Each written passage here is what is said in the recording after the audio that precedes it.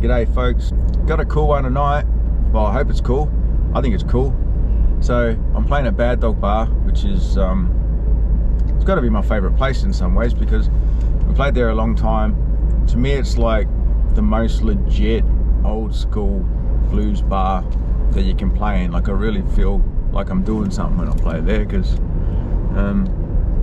even though it's not necessarily a listening audience, sometimes it is, it just varies a lot, but it's just cool. Like it's just, when I was a kid, if I ever imagined playing in a blues bar or something, this is it, you know what I mean? Like this is like the place where you think, holy shit, this is the dream being lived, you know? It's old, it's cool, the owner's cool.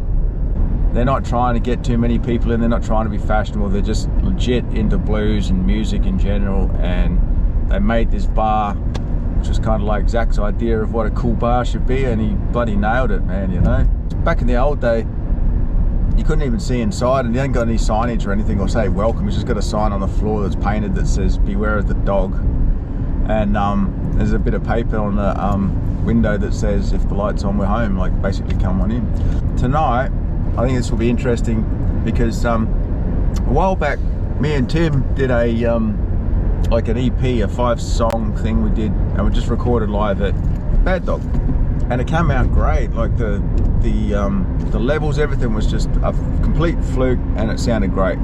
When I looked at the photo of the night that we recorded that little EP, I was using the Sonnet, and I thought, I wonder if that's what it is. Maybe it just cuts through better because it's a lot crisper than a PA, you know? So when I saw that photo, I thought, bugger it, I'm not 100% happy with the Sonnet because it's making a little cracking noise, but I think what the crackling noise is, it does sometimes, is clipping, because there's no way to tell if you got your gain up too high, if you know what I mean. So I think if I keep my gain pretty low and just use the master to get the volume up, it should work fine. Things don't generally go to plan, but we'll see how we go. I would like to get a nice recording at Baddog, and obviously I want to get some of my songs recorded, and I thought, well, you can't fake live, eh? You know, everyone faking shit all over the place these days, and studio recordings, you just don't know where you stand. You know, half the stuff I watch on YouTube, you can hear it's recorded in a studio, and then it's just someone strumming out in the park with birds flying past that you can't hear and things like that, funnily enough, you know, no background noise at all, perfect studio quality. Like no one notices that, you know, I can't be the only one that noticed that. So, well, you can't fake live, you know, or maybe you can. I suppose you could studio record it and put the audience in after, but I don't know. I think the energy will be there like in the little EP we did. If I can get something close to that today, I'll be real happy.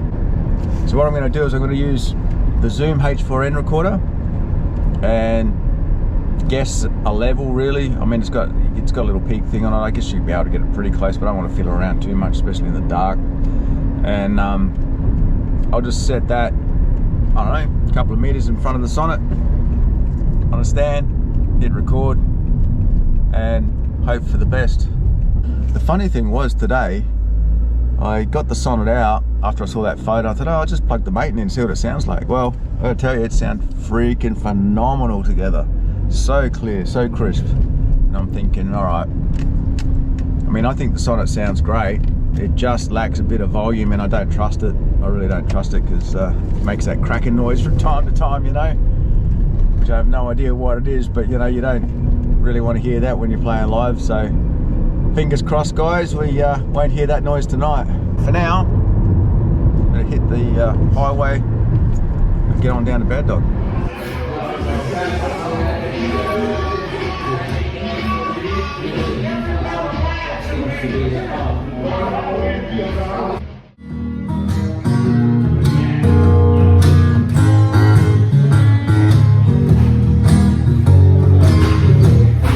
Tired shoes, while it comes and blue, hot shot sky, don't scare me by. I once said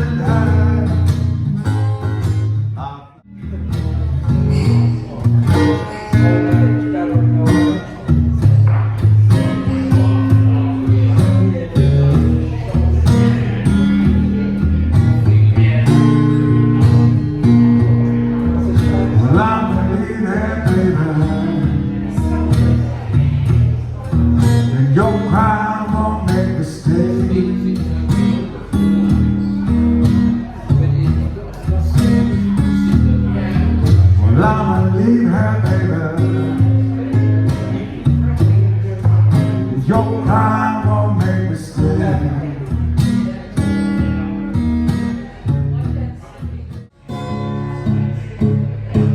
My head began to me.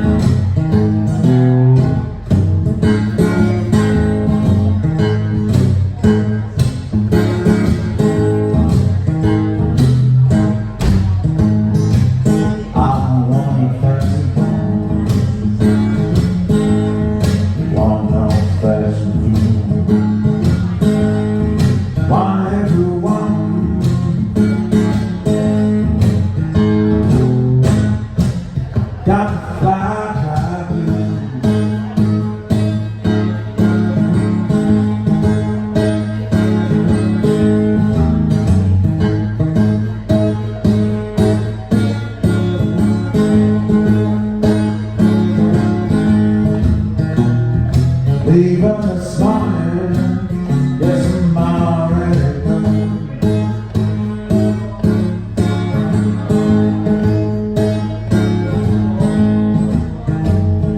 I take the one, but I ain't never.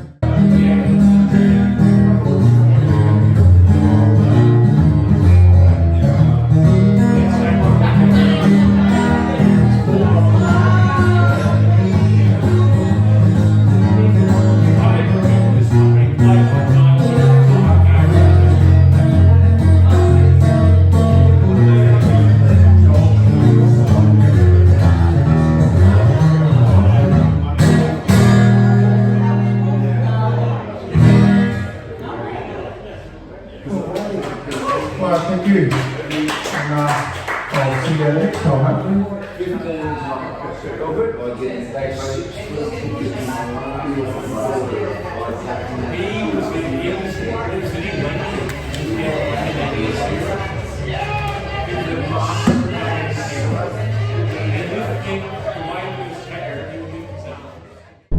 There it is.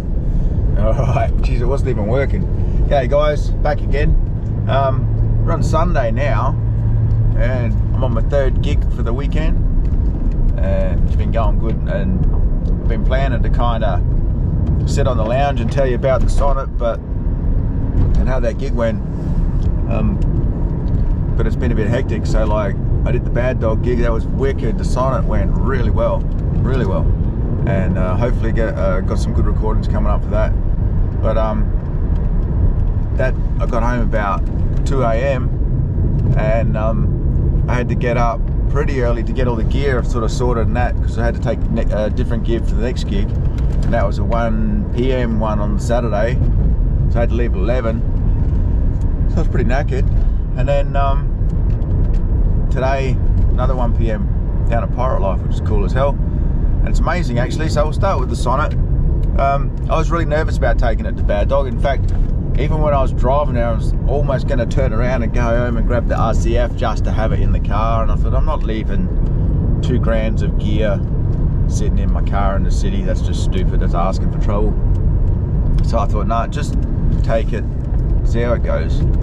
And I gotta say, man, I was blown away by that little Sonnet Baddog. It definitely is the sound for that sort of room, and it's definitely the reason we got such a good recording the first time, because we got a really good recording this time as well. To say I was impressed is really an understatement. It blew me away how good it sounded.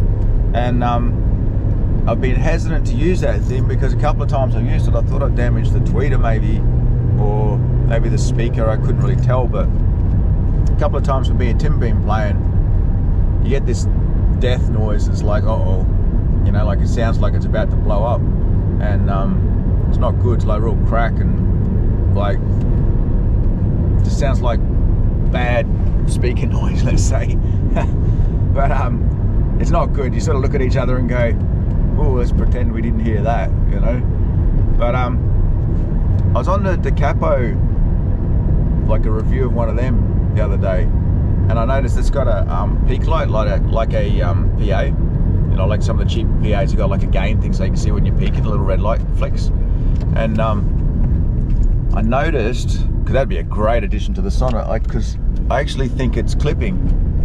I think you don't have to run the gain very high on it, and if you run the gain too high, you start getting these weird noises. I think that's what's happening. And then, yeah, so watching the Da Capo thing, they start with their gain on like 9 o'clock, so like, you know, a quarter on. And normally with me, like being used to mixers and things like that, I tend to run it up near half. And if it sounds a bit distorted, sort of back it off. And it's like, that may be what I've been doing wrong.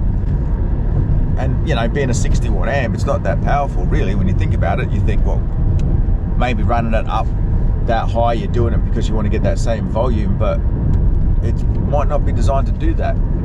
So, and you got to think too, that gain's probably meant to cater for weaker pickups and things like that, so have a lot of flexibility in it. So putting a Maiden pickup in there, for example, or even your vocals, might not need much gain at all.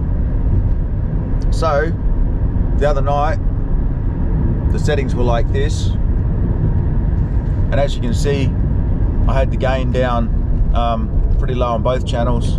The volume wasn't even that high. Luckily, in some ways, it was a pretty quiet night, so the room was pretty empty. It wasn't full of people, but I don't think it would have mattered. I don't think I would have had to go up louder. What's actually really interesting is that I actually preferred the sound of the Sonnet to my RCF, and that RCF's a beautiful speaker, like beautiful sounding. The Sonnet cuts through really nice and reminds me of my old AER, and I think that's the trick, and I think that's why AERs always sound so good, particularly for the stuff I'm doing, is that there's sort of more focused sound and there's a clarity. I reckon the Sonnet must have some compression in the vocal channel, because I noticed when I was singing quieter, I could hear a lot of detail in it that I don't normally hear and stuff like that. So for recording, it's fantastic. You know, I'm glad I used it, and oh God, I hope like hell that I haven't done anything wrong with the H4M, because that was kind of guesstimated, and I haven't heard any of that yet. So fingers crossed, if that works good, we'll have a Jase Live at Baddog CD coming out. The other thing was, like in the end, it was so much easier to just set up that little thing, chuck it on a bench, plug it in, plug a guitar in, and away you go. And you know, when you think about old school blues and that, there's something really legit about that I like too, because you know, there's so much fakery these days with bloody loop pedals and backing tracks and all that sort of shit. And I know it's got its place, and I know whatever, it's more authentic without all that stuff, man. You know, I don't want to pick on people, but when I see people that are talented using loopers and stuff, I think I'd rather just see them without it, see what they can do with a guitar, you know. Much more interesting to me, but I might be the minority there, you know, seem to like just whatever's big. And actually, now there's another thing too, let's think about that. I got a feeling, it'd be interesting to see what you guys think of this, but I was so surprised by how good the Sonnet sound, because it was clear and sort of crisper. Don't get me wrong, like what I normally use sounds fantastic. I'm 100% happy with that, but I would have to run it so much louder in that room, and I think because I would have to run it louder to get the sound I want, it wouldn't be as clear because that room's so echoey. Whereas like the little amp was so clear and it wasn't loud, so I think even if the room filled up, it would still be heard at a much lower volume, and I think that's great. I also think it might be why it is I don't really like some of those tower systems so much, because it seems to me, and I've heard a few of them, and don't get me wrong, I'm sure there's dudes that know how to make everything sound good, but like I remember my neighbour had a Bose system for a while, and him playing that down at Baddog, same venue, just sounded like a cinema. You know what I mean? Like, boom, here's my bass, boom. It's like, you know, whether it's this or not, it seems like the AERs and the Sonnets and that seem to be in a narrower frequency that's more suited to like guitar. Like if you record your guitar, you tend to taper off some of the bass and things like that, the woofy noises and that, to make it sound really clear. And it's like that's already done in those sort of systems. Anyway, that's my thoughts, but I was bloody stoked with it. I wouldn't use it though, because, well, a couple of things. One, it hasn't got a headphone jack, so you can't line outs from that if you wanted to, and the only line out it's got is like an old printer thing, which doesn't work for my purpose. I can see that that would be good for using if you want to go direct to your computer, but then is it designed to be a live thing, or is it designed to be something for home recording? I mean, if it's designed, I'm sort of thinking it's more of a home thing, whereas like the Decapos and that have got a line out and it includes the effects. See, you can use the DI on the Sonnet, but the MP3 player and all that sort of stuff doesn't come through, and I need that to come through when I've got to play into other people's systems. So it's sort of like balancing all the needs into one package, but just setting up with a small amp I really like. I like the look of it, I like how neat it is, I like the sound, so I think I'm definitely going to go that way. Like, I love the idea of just being a dude plugged in, and it's obvious. It's obvious to people watching that you're not got any weird effects. You got no pedals on the floor. You got, you know what I mean? Like, actually make a visual statement that you're not doing any of that shit and still sounding good.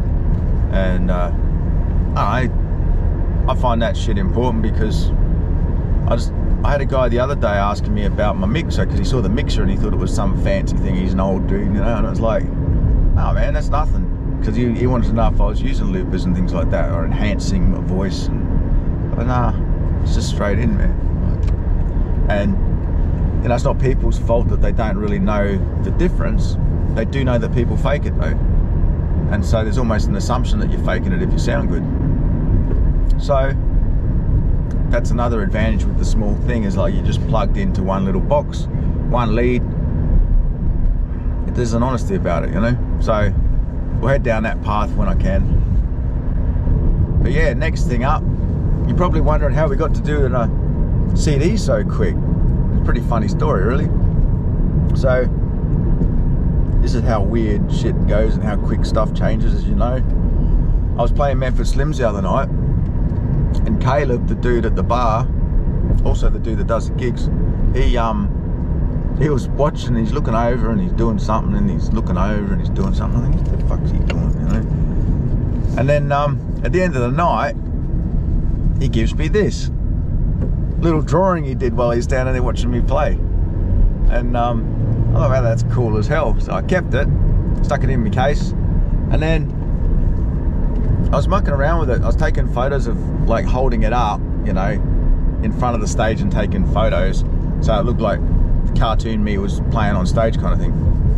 And then when I got home, I wanted to do a little add up for Baddog, and I took the background out of it and I just had the little picture, and I stuck it on the end of the Baddog bar from another picture I had, and then just made up a little ad. And when I looked at the picture, or the ad, the finished ad, it just looked like a CD cover, dude. I thought, man, that would be such a good, fun CD cover. So it looks like this. And that was on the Friday, and I was playing that Friday night at Baddog, so like it was the same day. And I thought, man, that's a good CD cover, that'd be wicked.